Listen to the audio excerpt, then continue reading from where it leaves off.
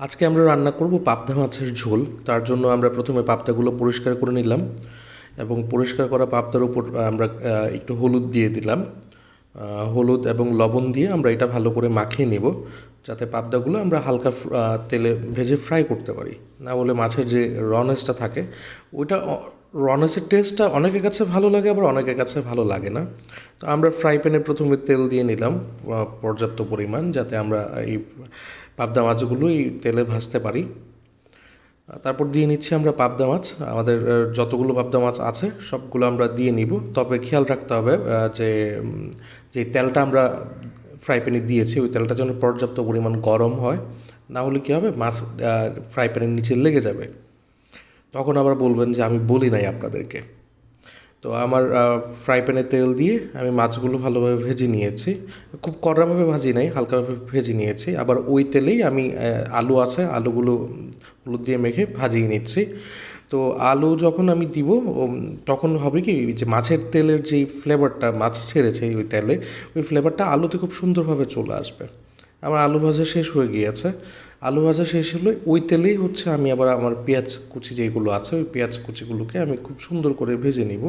তাহলে হবে কি, আমার তেলও ওয়েস্ট হচ্ছে না, প্লাস মাছ যেই ফ্লেভারটা ছেড়েছে ওই সবগুলো জিনিস আমার আলুতে এবং পেঁয়াজে খুব সুন্দরভাবে এসছে, যার ফলে হবে কি, আমার তরকারিটা অনেক বেশি টেস্টি হবে, খেতে অনেক বেশি ভালো লাগবে। আর তেলও পুড়ে যাবে না, কারণ ওই পুরো তেলটাকে আমি আর অন্য কোথাও ইউজ করতে পারবো না মাছ ভাজার এই তেলটা।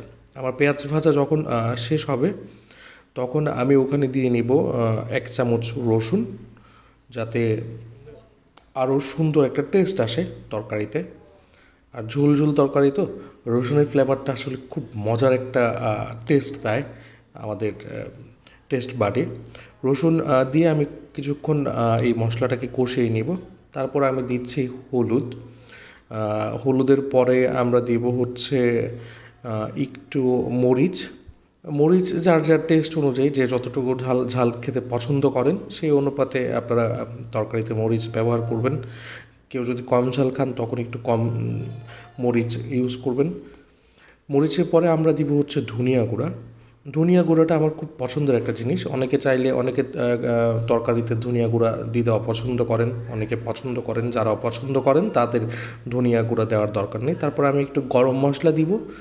গরম মশলা পরে আমি লবণ, টেস্ট অনুযায়ী লবণ দিয়ে নিচ্ছি আমি। লবণটা 1/2 চা চামচ হলেই আশা করি হয়ে যাবে। তারপর লবণটা দেখে দেওয়াটাই বেটার, যার যতটুকু দরকার পড়ে।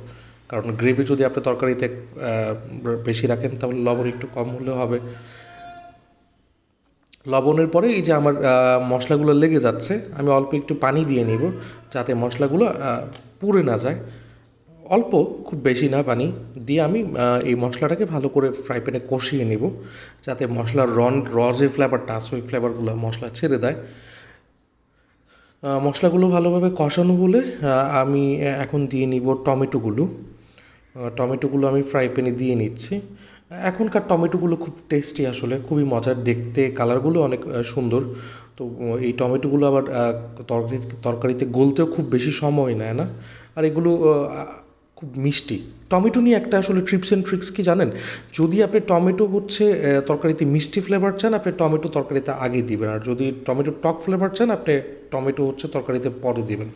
টমেটোর পরে আমরা দিয়ে নিচ্ছি হচ্ছে আমাদের এই ভাজা আলুগুলো টমেটোর যে গ্রেভিটা হয়েছে ওই গ্রেভিটাতে খুব সুন্দরভাবে মিশিয়ে নিব, যাতে টমেটোর যে ফ্লেভারটা আছে সেটা আলুও নিতে পারে, আলুর মধ্যে যে মাছের ফ্লেভারটা আছে সেইটা টমেটোকে দিতে পারে। এভাবে আসলে রান্নার প্রসেসগুলো খুব স্লোলি করতে হয়, যাতে একটা ফ্লেভার আরেকটা দিতে পারে। তারপর একটু পানি দিয়ে নিচ্ছি। পানি দিয়ে খুব ভালোভাবে কষিয়ে নিব আমি আবার আলু এবং এই টমেটোগুলোকে। তারপর আমরা যে ভাজা মাছগুলো রেখেছিলাম, হালকা ভাজা মাছগুলোকে দিয়ে নিব তরকারিতে, যাতে এখন মাছগুলো ফ্লেভার দিতে পারে এবং টমেটোর ফ্লেভারগুলো আবার মাছগুলো নিতে পারে।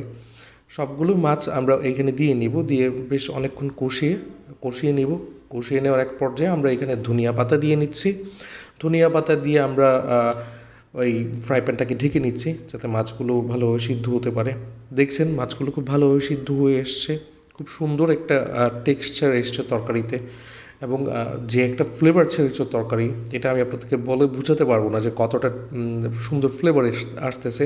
আমার মনে হয় আপনারা বুঝতে পারছেন যে এই পাবদা মাছের ঝোল কতটা টেস্টি হয়েছে আমাদের। আপনাদের খাবারের জন্য দাওয়াত রইল, আমাদের চ্যানেল সাবস্ক্রাইব করবেন।